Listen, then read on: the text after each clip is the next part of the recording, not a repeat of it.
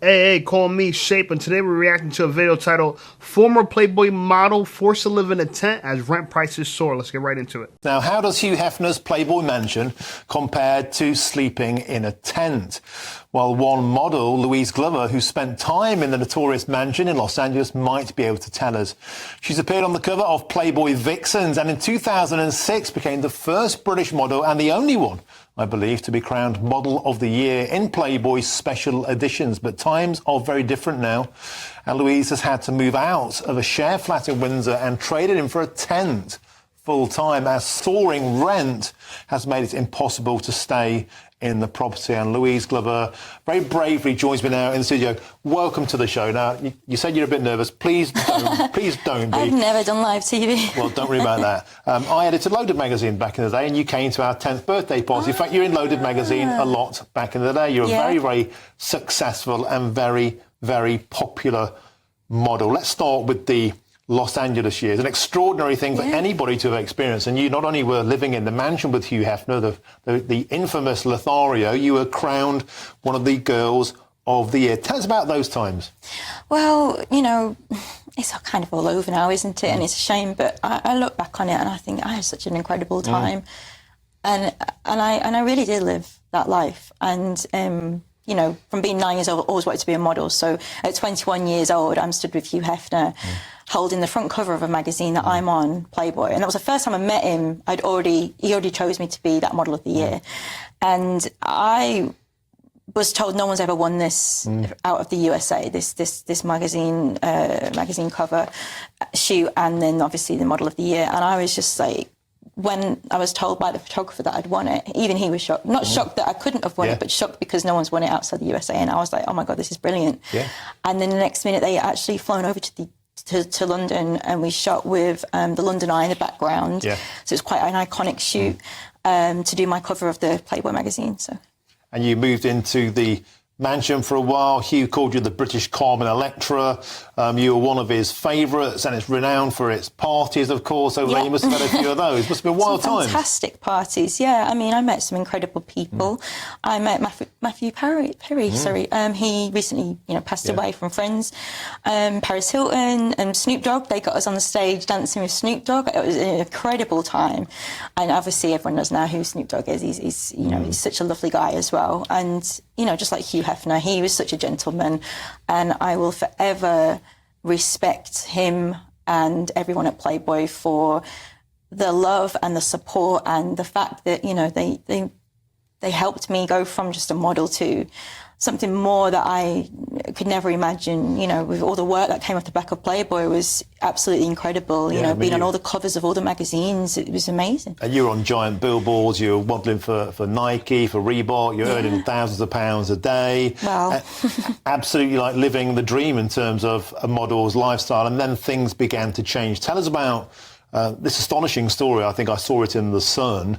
You're now in a tent in a field outside, is it, of Reading? How did that happen? Well, I've been living in Windsor for 4 years, and I can't get back into Windsor at the moment. The rents have gone ridiculous. What were you paying for your rent? I was paying $550 a month, and then the landlord just turned around one day and said I need to be paying $750. And I didn't really have a proper tenancy agreement, and I looked through it and I said, oh, can we get something in writing? And he was like, oh. So in the end, I wrote a tenancy agreement out from off the internet and I got it all signed. But then he went, if you're not going to pay the extra £250 a month, then you're going to have to move out. And I was like, well, you're going to have to give me 4 weeks. I can't just move out. I've got nowhere to go. And I think he thought he could just throw me out there and then. And he said, I've got someone that's going to move in that's going to pay £700-800 a month. And I was just like, oh. So it kind of left me in the lurch. And that actually brought on like these really heavy headaches. I was in and out of A&E for 2 weeks because I thought I was having a stroke. All right, so former Playboy model. Now she's on the streets. The thing that's kind of strange to me is you can't afford £500. I know that's like British money, right? The British pound. What is that, like $800 US? I don't know. Maybe 600. I don't know the conversion, but it's less than $1,000. And then it raises to $750, which, by the way, that is a 50% increase. That is a lot. That's almost twice the rent. But it's just interesting to see women who did so well for themselves financially. She's beautiful, why not do OnlyFans, right? I mean, you did Playboy. I know Playboy. By the way, Playboy is way more prestigious, and you know, it was more of a cool thing. Now, what OF fans, right? OF fans now is just like, it's like the low of the low. So, you know, I think she had opportunity. I was that stressed in that moment. I didn't have a plan. I didn't know what to do. So the first 2 weeks of the 4 weeks, I was very, very stressed out. Like I was having these migraines and headaches, and for 2 weeks solid, they didn't go away. And then one day I went to do a promotional job, which is like the festival events. And all of a sudden I thought, this was over in Cheltenham, and I thought, I want to have to get a tent and stay in a tent because I can't afford to stay in like the hotels, because by the time I've spent my money on travel and this and that. So I went and got the tent, and I thought maybe this will be the way I can go for a few months or so, you know. And it was still summer a few months back when I became homeless. So, you know, I got the tent and I got all the cooking equipment and what have you from the money I got from some of the jobs I did. And I thought, you know what, I'm gonna go and be a free spirit for a bit, and I'm going to have to just do my own thing. And you know what? It was the biggest mental relief to be able to have my own space. I mean, that was so liberating, absolutely. And it's an astonishing story, and you know, you've been literally in the Playboy Mansion in Los Angeles to a tent in Reading. But one thing I genuinely admire about your story is that you've had approaches to do work on things like OnlyFans. And you've said, you've been very, very resolutely clear that you don't want to do that. Tell us why you made that brave and astonishing decision. That would be easy money for you, but you don't want to do it because you've got principles. It's not that it's easy money. It's a boundary I won't cross now. I mean, I did the topless and the nude back in the days, and I feel like, one, you're going to go back on yourself, and two, I feel, and I've said it before, many people I've spoken to, and many, you know, I just know it's full of manipulative men, and it's not for me.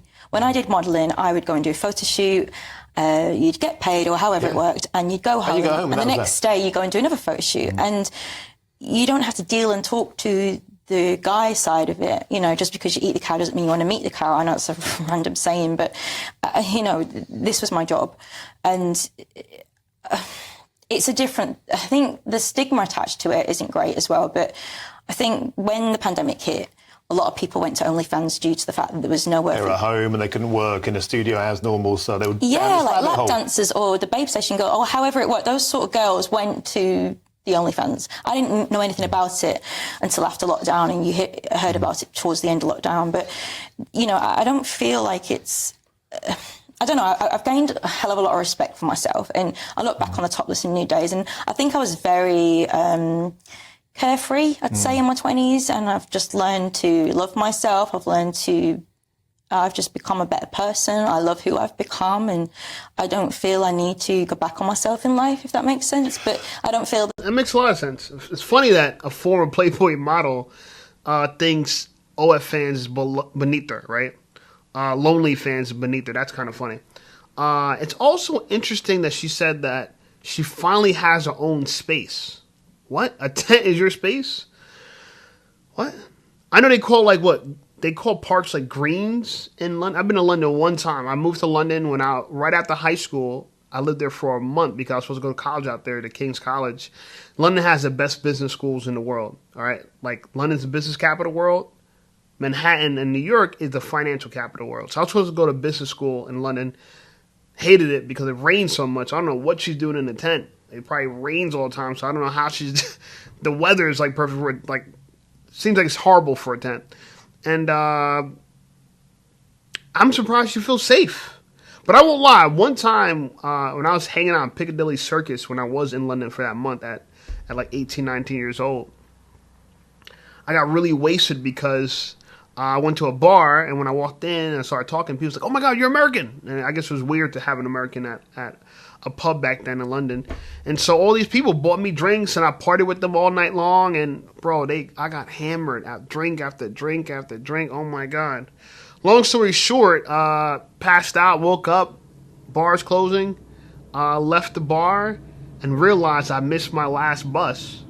So I had to sleep at the bus stop at London for anywhere between 4 to 6 hours to the next bus. I believe the next bus came in the morning, sometime around 7, and so I had to sleep there for like 4 to 6 hours in the cold, by the way. And I didn't bring a jacket because I didn't want to have to carry it in the gym. I mean, in the club. So I was like, yeah, I was freezing, but I wasn't injured. I wasn't harmed. I wasn't robbed. So I guess London is pretty safe if you're sleeping outside.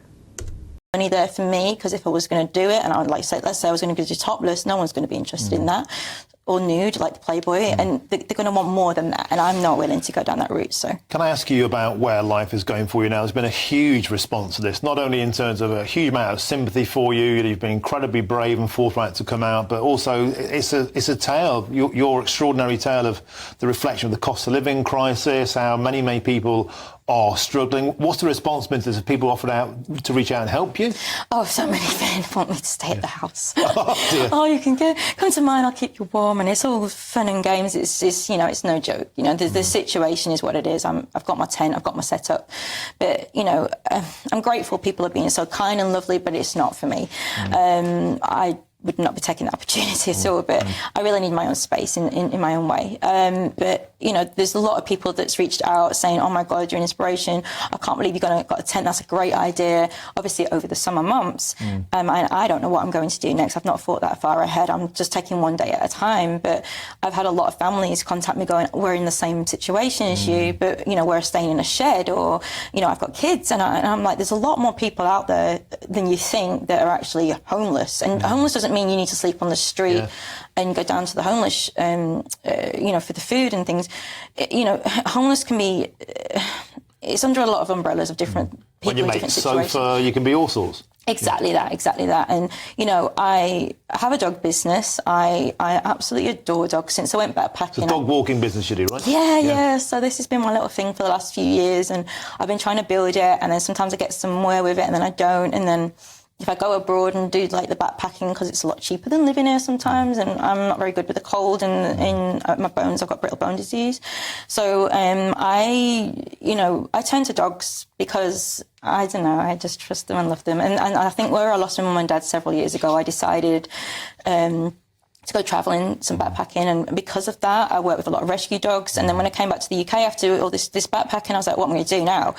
So I set up my little dog business, walking them, and sometimes I get some house sits, which is I've only had a couple this summer, which is a shame because that could have turned this situation around for me and give me a chance to save, and it hasn't really worked out the way I was hoping it should. But I'm still in work. It's just that I'm not getting enough work with everything. So. I'm hoping that people watching this now see that you're a wonderful person. Thanks for sharing your story. This is so strange to me because she keeps talking about how she has her own place and she got her tent. Like, lady, someone could just come and pick up your tent and walk away with it. What do you mean you have your own place? That is not secure. That's not safe. 1, where are you taking a shower? 2, where are you brushing your teeth?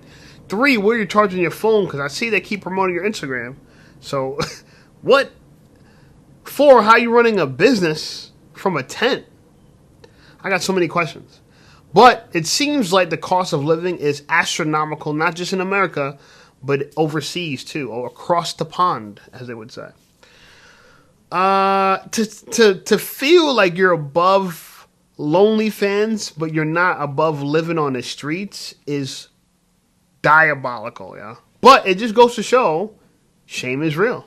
And she's right. She would have to go backwards, and they don't want to just see boob pics and bikini pics. You're right. You're going to have to do something strange for a piece of change. And so that I admire her for. Shout out to her. Maybe more people need to look up to her. Yeah, it probably is better, now that I think about it, to be on the streets than to be a lonely fans model. Not to say that I would make that choice, but if you got some dignity, that makes sense to me. I respect that. Not that I don't have any dignity, but I'm just saying. Anyway, I'm just, people that live in tents, that don't normally dress as good as she does, have her hair done. She needs to tell people what the hell she's doing outside of just sleeping in a tent. She's got something going on. England got something going on that allows people to do this stuff and feel safe. It has to be. I don't know. I don't know what it is. Let's read some of the comments because I'm curious about what people are saying about this. It says, If this chick is in a tent by choice, women have so many more opportunities to get shelter than men. Well, is that really good shelter? I don't know. Anyway, another one says, take note, lonely fans models. This is your future. Oh, man. Another person says, it's a siren call for a simp to come and save her. Yeah, it's possibly the case. Another person said, she should have bought a property when she was earning thousands a day. Something doesn't seem right about this. It seems like something to feel right with this ludicrous story. Yeah, it does seem kind of odd, I won't lie. Another person said, she'd rather live in a tent than move out of London. And by the way, £550, that doesn't seem like a lot of money. I pay right now like $1,200 US. I don't know what that is in British pounds, but I'm assuming it's close in price. And trust me, I'm not going to go homeless. Another person says, time to get a proper job and move to somewhere you can afford. All right. Another person says, I smell bullish. Another comment reads, this is a her problem, not a rent problem. Yeah, she just seems so self-righteous about living in a tent. Very, very odd to me. Another person says, rental prices have gone through the roof, saying that £750 is cheap. Where I live, a one-bed flat is £1,000 a month. Yeah, that's what I'm saying. That seems to be, isn't that more normal? Another comment said, this is a publicity stunt. No girl that is above a 6 that isn't addicted to drugs has to stay in a tent. Some guy would snap her up instantly. Don't believe this nonsense. Yeah, I don't know why she wouldn't. I would exhaust every option before I go homeless. I would not, if I was a girl, guy, whoever, like I would rather date someone, even if the person's not that attractive. Like living on the street seems so, like your security is lacking so severely. I just can't imagine just choosing a tent and then saying to yourself, like, I have my own place. Your own place is weird. Can't the government, like, move you, like, wherever you are? Bugs, creatures, like, I don't know, man. Maybe London is a different place than I could understand, because I don't see how someone's going to choose a tent over the options to live with somebody, you know, in a warm home. Another comment says, if you're in thousands of pounds a day and don't have any passive income or a home to show for it, then you are seriously bad with money, especially when you know you're in a time-limited career. It's so important to understand how finance works. It is. I agree. And, yeah, I don't know. That's my thoughts on it. What do you guys think about it? Like, comment, subscribe to this channel. I appreciate you guys. Would you live in a tent if you were in London and couldn't afford rent? Or what would you do? I know I wouldn't do this. I may consider Lonely Fans. Anyway, like this video, subscribe. Oh, I said that already. All right, check out some of my other videos, and I'll see you over there.